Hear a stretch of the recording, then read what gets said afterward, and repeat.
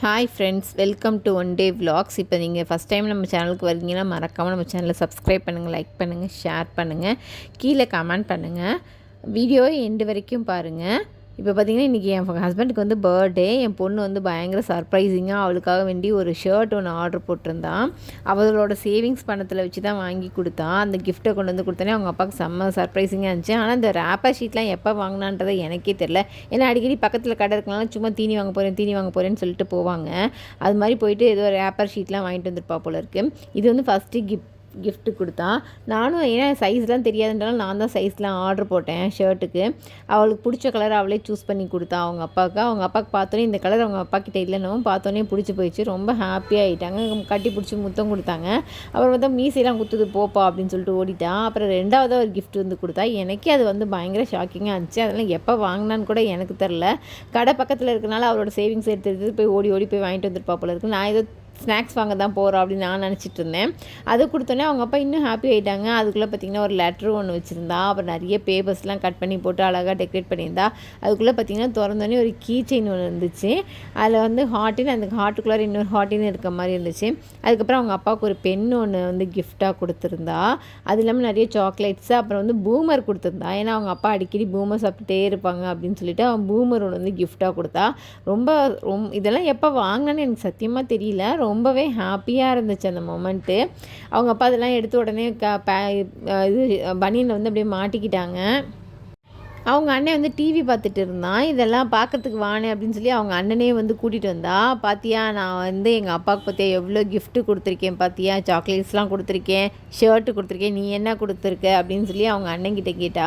உடனே அவங்க அண்ணன் வந்து அழகாக சொல்லிட்டான், நானே பெரிய கிஃப்ட்டு, என்னை விடவா இந்த உலகத்தில் எங்கள் அப்பாவுக்கு பெரிய கிஃப்ட் இருக்க போகுது அப்படின்னு சொன்னால். நான் தானே ஃபஸ்ட்டு பிறந்தேன், அப்போ நான் எவ்வளோ பெரிய கிஃப்ட்டு எங்கள் அப்பாவுக்கு அப்படின்னு சொன்னால். நீ இப்படியே மலுப்புடா அப்படின்னு நான் பதில் சொன்னேன் அவனுக்கு. இப்போ கடைசி வரைக்கும் அவங்க அப்பாவுக்கு சும்மா விஷிங்கோடு விட்டுட்டான். வேறு எதுவும் பண்ணல. அடப்போமா, என்கிட்ட காசுலாம் எதுவும் கிடையாது. ஏன்னா இவன் சேவிங்ஸும் பண்ண மாட்டான், ஒன்றும் பண்ண மாட்டாங்க. என் பொண்ணு தான் கொடுக்குற காசு எல்லாத்தையும் சேவிங்ஸ் பண்ணி பத்திரமா வச்சுட்டு அப்பப்போ யாருக்கு வேணுமோ அவங்களுக்கு வந்து கிஃப்ட் வாங்கி தருவா. அது மட்டும் இல்லை, அவள் பர்த்டேக்கு வந்து நாங்கள் அந்தளவுக்கு கிஃப்ட்டெல்லாம் பண்ணதில்லை. ஆனால் அவள் ரொம்ப எதிர்பார்ப்பா, கிஃப்ட் வாங்கி கொடுங்கன்னு. நாளைக்கு நியூ இயர் கூட கிஃப்ட் வாங்கி கொடுங்கன்னு கேட்டுட்டு இருந்தா. ஆனால் எங்களுக்கு அந்தளவுக்கு வசதி இல்லைனாலும் ஒன்றும் வாங்கி தர மாட்டோம். ஒரு 100-200 ஏதோ அவ்வளோதான் வாங்க முடியும். அவள் ரொம்ப பெருசாலாம் எதிர்பார்க்கவும் மாட்டா. ஆனால் அவள் ஆசைப்படுவா, எனக்கு அது மாதிரி வாங்கி தாங்கம்மா, எனக்கு இது மாதிரி வாங்கி தாங்கம்மான்னு. நாங்கள் அந்தளவுக்கு எதுவும் செஞ்சதில்லை. ஆனால் வர ஃப்யூச்சரில் கண்டிப்பாக அவளுக்கு செய்யணும். அப்புறம் பார்த்திங்கன்னா மார்னிங் டிஃபன் நான் பண்ணி வச்சுருந்தேன். இவங்க வந்து எனக்கு பரோட்டாலாம் ரொம்ப பிடிக்கும் அவங்களுக்கா. எனக்கு பரோட்டாலாம் சுத்தமாக பிடிக்காதுங்க. நான் வந்து பரோட்டா வாங்கிக்கவா அப்படின்னு கேட்டாங்க. நான் வேண்டாங்க, நானே செஞ்சு தரேன் அப்படின்னு சொன்னேன். உடனே என் பொண்ணு வந்து பர்த்டே பேபிமா, அப்பாவுக்கு பிடிச்சதை அப்பா சாப்பிட்டுட்டுமா, அதனால் அப்பா பரோட்டா வாங்கிக்கட்டுமா அப்படின்னு சொன்னால்.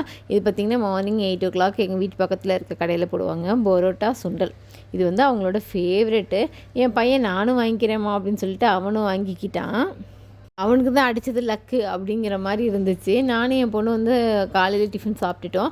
அப்புறம் பார்த்திங்கன்னா அவன் வந்து பரோட்டா சாப்பிட்டது பத்தாது, எனக்கு வந்து ஆஃப் ஆயில் வேணும் அப்படின்னா. அந்த ஆஃப் ஆயில் எப்படி தாண்டா சாப்பிட்றீங்கன்னு தெரியல, ஒரே நாத்தமாக நாறுது அப்படின்னு நான் சொன்னேன். அதெல்லாம் சாப்பிட்றவங்களுக்கு தாம்மா தெரியும் அதோட அருமை, உனக்கு எப்படிமா தெரியும், நீ ஒரு நாள் சாப்பிட்டு பாருமா அப்படின்னா.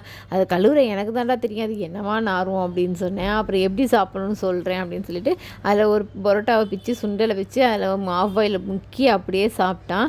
அப்புறம் கொஞ்சம் நேரம் நல்லா ஜாலியாக என்ஜாய் பண்ணிட்டு இருந்தேன். ஈவினிங் வந்து ட்ரெஸ் வாங்கி தெரியாமா அப்படின்னு கேட்டால். நிறைய வேலை இருக்குமா அப்படின்னு நான் சொன்னேன். என் பொண்ணு நானும் உனக்கு ஹெல்ப் பண்ணுறேம்மா அப்படின்னு சொல்லிட்டு வீடெல்லாம் தொடச்சி கொடுத்தாங்க.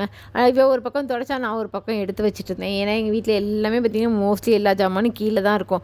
எடுத்து மேலே வச்சுட்டு திருப்பியும் அதை நல்லா தொடச்சிட்டு திருப்பி நான் அதே இடத்துல திருப்பி அடுக்கி வைக்கணும். இது எனக்கு பெரிய ப்ராசஸாக கூட இருக்கும். சில டைமில் ரொம்ப கஷ்டமாக இருக்கும். எடுத்து வச்சு திருப்பி எடுத்துன்னு அது எல்லா ரூமும் எங்கள் வீட்டில் எல்லா ஜாமானும் கீழே தான் இருக்கும். நாங்கள் இருக்கிறது ரெண்டல் ஹவுஸ்ன்றனால நிறைய ரேக்லாம் எதுவுமே யூஸ் பண்ண மாட்டோம். ஏன்னா திருப்பி எடுத்துகிட்டு சப்போஸ் ஷிஃப்ட் பண்ண சொன்னாங்க, வீடை மாற்ற சொன்னாங்கன்னா நமக்கு வந்து தூக்குறப்ப நிறைய ஜாமான் இருக்க மாதிரி இருக்குமே அப்படின்னு சொல்லிட்டு நாங்கள் ரொம்ப ரொம்ப கம்மியான திங்ஸ் தான் வச்சுருப்போம். அதுவும் மோஸ்ட்லி கீழேயே வச்சுருவோம் எல்லாத்துக்குமே. நிறைய ரேக்லாம் எதுவுமே கிடையாது. அதனால் அதை எடுத்து வைக்கிறது பெரிய ப்ராசஸாக இருக்கும். இதெல்லாம் எடுத்து முடிச்சுட்டு கொஞ்சம் நேரம் ஜாலியாக பேசிகிட்டு இருந்தாங்க டீ குடிச்சிட்டு. அப்போ என் பொண்ணு வந்து ஒரு ஹஸ்கி டான்ஸ் தூக்கி போட்டா. அதை பார்த்துட்டு சிரிச்சுட்டு என்ஜாய் பண்ணிகிட்டு இருந்தோம். அப்புறம் நாங்களாம் வந்து கடைக்கு கிளம்பிட்டோம். அவங்க அப்பா வரல, நீங்கள் மட்டும் போயிட்டு வாங்க அப்படின்னு சொல்லிட்டாங்க. அப்புறம் நானே என் பொண்ணு என் பையன் 3 பேர் தான் போயிருந்தோம். கடை வீதிக்குள்ளே நுழையிறப்ப பார்த்திங்கன்னா ரொம்ப கும்பல்லாம் கிடையாதுங்க, ரொம்ப கம்மியாக தான் இருந்துச்சு. ரோடே விரிச்சு இருந்துச்சு. அப்புறம் உள்ளே வர பார்த்திங்கன்னா செம்ம கும்பலாக இருந்துச்சு. நாங்கள் சாதாஸ் தான் எப்போதுமே ரெகுலராக எடுப்போம். இந்த வாட்டி சாதாஸில் எடுக்காமல் ரோட் சைட் கடையில் எடுக்கலாம் அப்படின்னு சொல்லிட்டு மங்கள் சந்துக்குள்ளார இருக்க கடையில் தான் ஒரு கடையில் போய் எடுத்தோம். அங்கே கொஞ்சம் நல்ல கலெக்ஷன்ஸ் எல்லாம் இருக்கும், வெரைட்டிஸ்லாம் இருக்குன்னு பக்கத்தில் இருக்கவங்க சொன்னாங்க. சரி நான் அங்கே போய் பார்க்கலாமே அப்படின்னு சொல்லிட்டு போனோங்க. அங்கே போனால் ஃப்ராக் வேணுமான்னு கேட்டாங்க. அது வேணாம் அது வேணான்னு என் பொண்ணு நிறைய காமிச்சாங்க. அதெல்லாம் எதுவும் வேண்டாமா, வெஸ்டர்னில் வாங்கிக்கலாமா அப்படின்னு சொன்னால் சரி ஓகேம்மா அப்படின்னு நானும் சொன்னேன். ஏதோ புதுசாக சாரான்னு ஒன்று வந்திருக்கு, அதை வேணால் ட்ரை பண்ணி பாருங்கள், சோலி வந்திருக்கு ட்ரை பண்ணி பாருங்கள், நிறைய டிசைன்ஸ் கலெக்ஷன்ஸ் எல்லாம் எடுத்து காமிச்சாங்க. கான்ஃபிடெண்ட்டாக எனக்கு வந்து வெஸ்டர்ன் ட்ரெஸ் தாம்மா வேணும் அப்படின்னு சொல்லிட்டா. அப்புறம் சரின்னு சொல்லிட்டு நாங்கள் அந்த வெஸ்டர்ன் ட்ரெஸ்ஸில் போயிட்டு செலக்ட் பண்ணோம். உடனே அவளுக்கு பார்த்த செகண்ட் இந்த ட்ரெஸ் பிடிச்சிருச்சு. சரின்னு சொல்லிட்டு நாங்கள் அதை எடுத்துகிட்டு வந்துட்டோம். அப்புறம் என் பையனுக்கு எடுக்கிறதுக்காக போனோம். இதுவுமே அந்த தெப்பக்குளம் சைடில் இருக்க கடை தாங்க.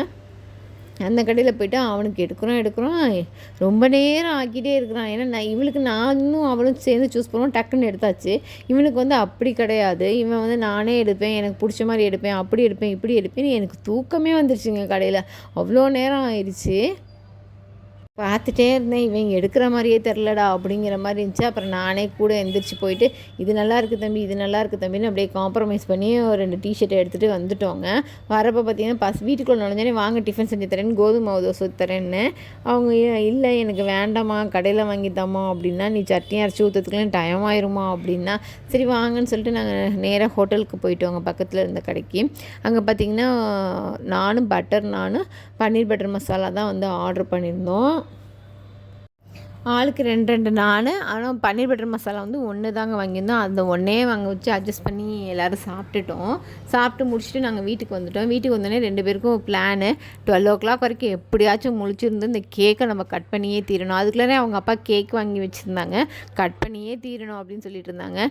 நான் வந்து ஒரு 1/2 hour முழிச்சிருக்கேன், நீ ஒரு 1/2 hour முழிச்சிரு அப்படின்னு சொல்லி 2 பேரும் மாற்றி பேசிகிட்டு இருந்தாங்க. 2 பேர் ஃபோன் பண்ணலாம் பார்க்கலாம், 12 மணி வரைக்கும் ஃபோனெல்லாம் பார்த்துட்ருக்கலாம் அப்படின்னு முக்கிய பேசிகிட்டு இருந்தாங்க. ஆனால் அவங்களோட பிளான் எதுவுமே ஒர்க் அவுட் ஆகலை. கடைசியில் 2 பேருமே தூங்கிட்டாங்க. எங்கள் டே இப்படி தான் போச்சு.